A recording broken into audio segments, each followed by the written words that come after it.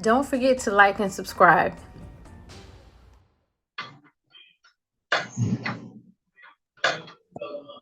Morning. Mr. Good morning. James? Good morning. Mr. James, would you introduce yourself, sir? Tell us your name and DOC number.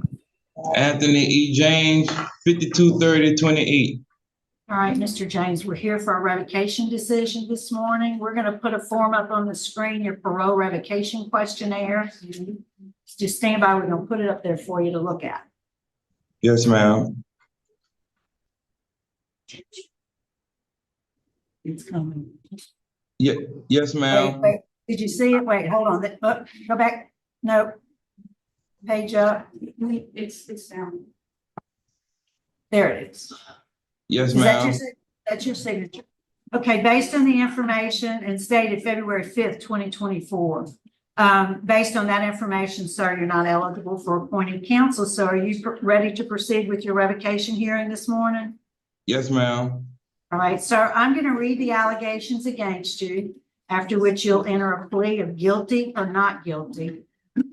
And then Mr. Freeman will take the lead on the interview. Your case has been assigned to him. At the very end, you'll be allowed to make a statement if you'd like to do so before we go. Yes, ma'am. All right. So, Mr. James, you're accused of violating the conditions of your parole.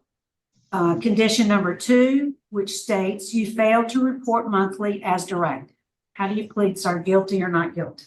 Not guilty.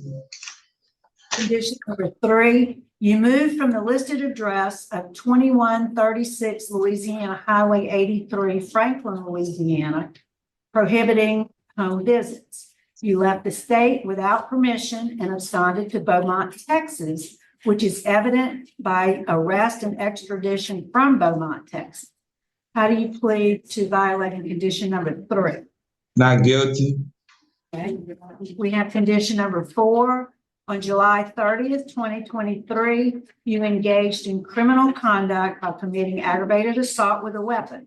Subsequently, July 30th, 2023, you were arrested by the Beaumont Police Department and charged with aggravated assault with a weapon. On January 9th, 2024, you pled guilty to a reduced charge of assault causing bodily injury of a family member. You were sentenced to 180 days and given credit for time served. How do you plead to violating condition number 4? Not guilty. Condition number 9, you absconded probation and parole supervision on or about October 25th, 2022, when you were last seen at your listed residence at 2136 Highway 83, Franklin, Louisiana. You moved from this address without written permission or knowledge of probation and parole. How do you plead violating condition number 9? Not guilty. And lastly, we have condition number 10. You failed to make a single payment to this account, to your supervision fees. You have amassed an arrearage in the amount of $928. How do you plead to violating that condition? Guilty. All right, sir, would you answer Mr. Freeman's questions, please? Yes, ma'am. Okay, Mr. James, how long have you been in jail, been held on this charge? Since July. Okay, you were convicted in Texas of what they had you plead to, assault, aggravated assault? What you pleaded to in Texas? Beaumont. Sir? So can you repeat that, sir? I couldn't hear you. Okay, what did you plead guilty to in Texas? Oh, they gave me a misdemeanor. Yeah, what was it though? It's some I can't remember, but they had reduced it to a misdemeanor and gave me credit for time served. Right. They gave you 180 days. Yes, sir. All right. Mr. James, do you have an anger problem? No, sir. But what's the problem with you and your sister? Nah, I had got into a fuss with somebody and they had called the laws, and in the state of Texas is word of mouth. So they had charged me with that, but they didn't have no evidence or nothing, and I didn't have no weapons or nothing, so they dropped the charge to a lesser charge. You pled to the charge, you went to trial? Now, I pled to the charge Why would you plead to the charge? because I was trying to get it over with. And they had gave me a misdemeanor, so I was already down enough time to where they just gave me the credit for time served. Right, but that's still, you know, the misdemeanor can still revoke your probation. Oh, they told me, see, the lawyer told me it wouldn't affect me. But no, the lawyers, they got that wrong. Also, did you have a knife? No, sir. So you didn't threaten a jugger with a knife? No, sir. Okay, what was the argument about? It was about trying to get somebody out the house, and they didn't want to leave the house. So they called the laws and made all kind of assumptions on me. And that's how they ended up charging me with that. But when the laws came, I didn't have nothing. Like, they searched me and up and down, they searched the house, they didn't find nothing. It was just a word of mouth. That's why they ended up throwing the charge out, because they had no evidence and nobody went to the hospital or stuff like that. So they had charged me with that. So that's why I had took the misdemeanor. Okay, I see where they started a transfer on you. What happened to your transfer? Why you didn't get transferred to Texas? My parole officer, What about?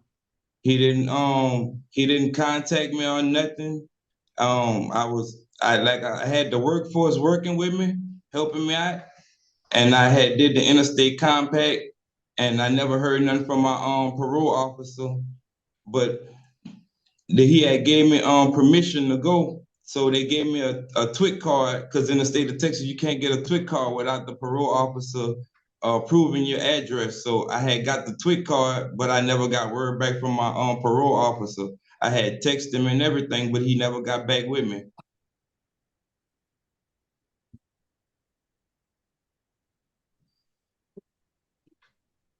What about the possession of drug charge in 822? Possession charge. You I have was a possession charge in 822. You got a possession of cocaine. That's what you're on for. yes, sir, that put me on probation.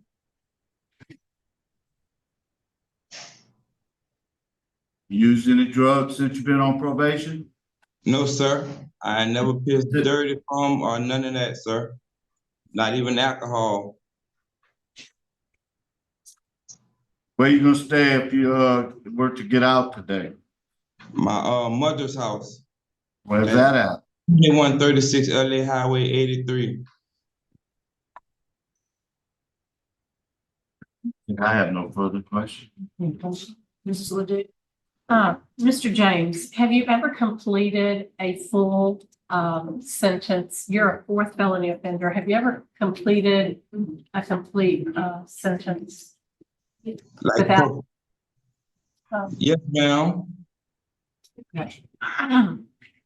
I'm just concerned about your compliance with what we have here. Okay, that's the only.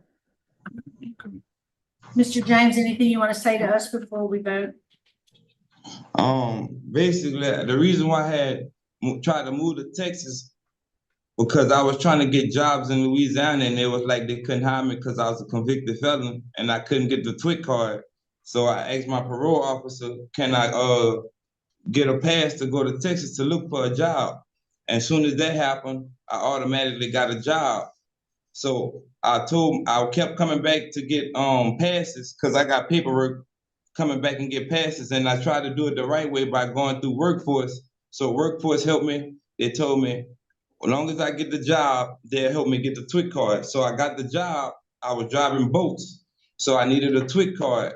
So Texas told me before that happened, they have to have word with my parole officer. So I came back and got word with my parole officer. So he okayed it on the phone with the woman from Texas. So I went back to Texas and I got approved for the TWIC card and got the TWIC card, and I was doing good. And just a little minor problem happened, but I really was trying to better myself.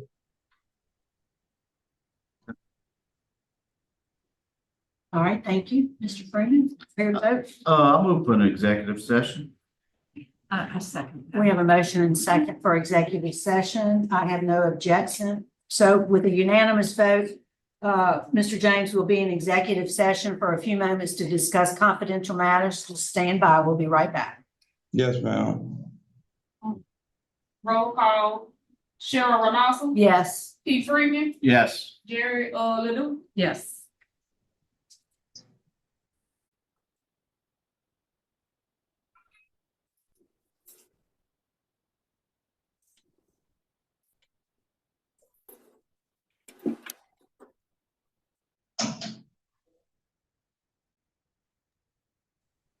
All right, Mr. James, we're back in regular session. We are prepared to vote. Mr. Freeman will be voting first.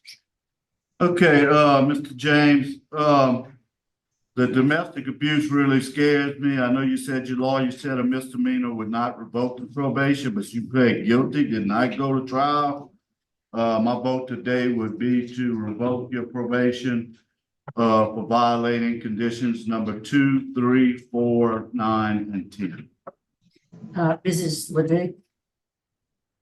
Mr. James, as an absconder, that means that you have failed to follow the directions of your parole officer. I know you made some attempts, but my vote today is also to revoke. Mr. James, I do concur with my colleagues. I found you guilty of violating conditions 2, 3, 4, and 9. So my vote today is to revoke your supervision. So today, sir, your supervision's being revoked. Good luck to you, sir. All right. Be sure to comment down below. I would love to hear your thoughts.